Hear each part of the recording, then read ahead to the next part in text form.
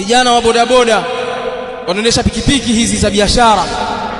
Miongoni mwa vijana ambao wameipoteza swala kwa 90% ni vijana wanaoendesha pikipiki za bodaboda.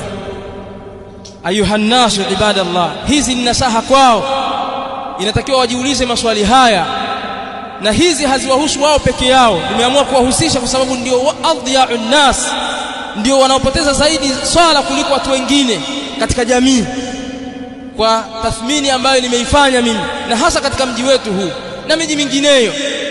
Hawaswali vijana wengi kana kwamba si Waislamu, lakini zinahusu na saa hizi mimi mzungumzaji na kadhalika wasikilizaji wote na wenye kazi zao binafsi na kazi za serikalini na ngazi zozote ulizonazo katika vyeo ulivyokuwa navyo, zingatia na saha hizi. Fahamu kwamba wewe ni mwenye kukutana na Allah jalla wa ala. Kama si leo, basi ufahamu kwamba ni kesho. Kama si kesho, ni kesho kutwa. Kama si kesho kutwa, basi mwaka ujao na miaka ijayo. Lakini wewe ni mwenye kukutana na Mola wako Allah jalla wa ala. Na miongoni mwa vitu vitakavyookoa watu mbele ya Allah ni as-sala.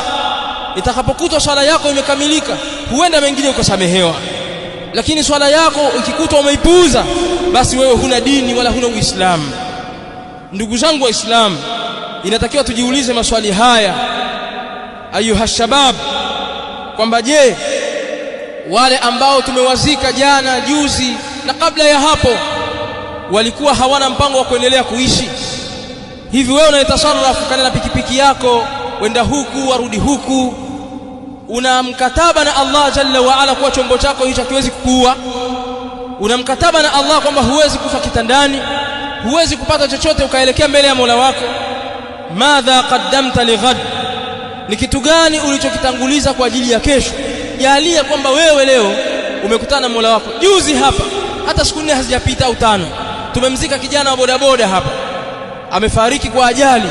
Hivi mnadhani kwamba yeye alikuwa hataki kuendelea kuishi? Alikuwa hatamani kubaki na jamaa zake aliyokuwa nao? Jalia kwamba ndo wewe sasa umezikwa katika kaburi lako, uenda kumwambia nini Mola wako hali ya kuwa ulikuwa hutekelezi dini yako? Mawaidha yapita kushoto yenda kulia, husikii chochote wala huambiliki. Wewe washughulishwa na dunia na wewe. Unadhani utamwambia nini Mola wako na jambo gani la kukutetea mbele ya Allah jalla wa ala?